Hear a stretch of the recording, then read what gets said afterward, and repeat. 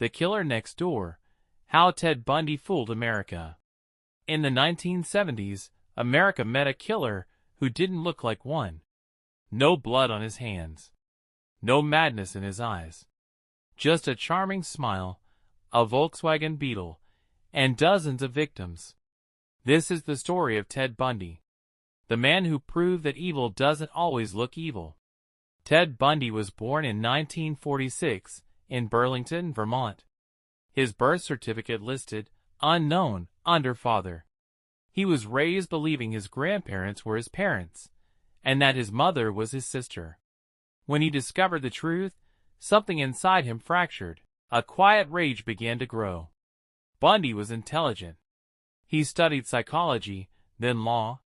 He volunteered at a suicide hotline. People trusted him.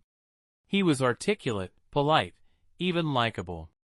But beneath the surface, he was watching, studying, planning.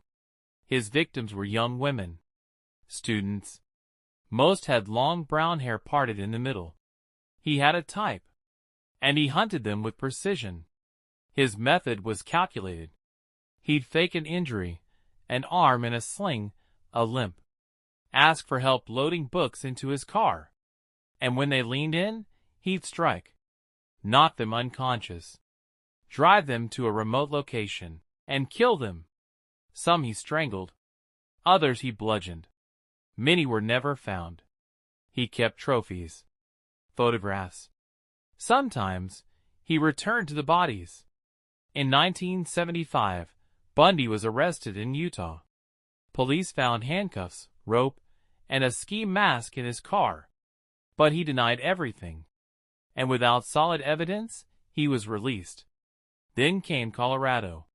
He was charged with murder. But before the trial began, he escaped.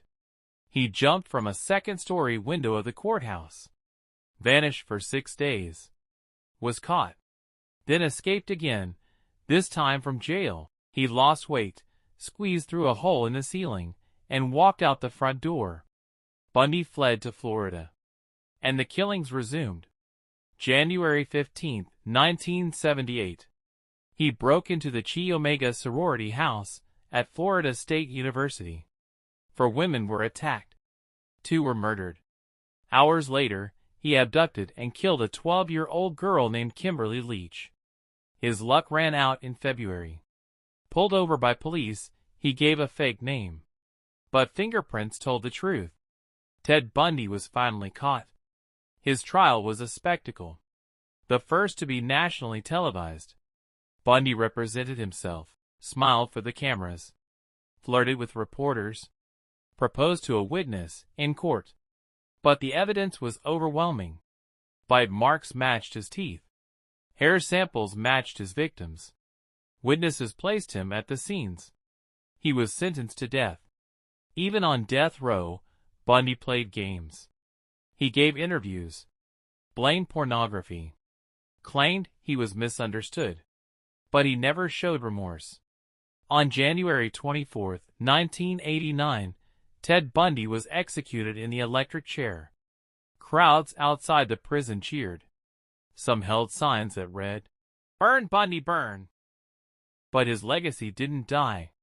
He became a symbol of manipulation, of charm turned deadly, of how evil can wear a smile. This was the killer next door, the man who fooled America and left behind a trail of horror.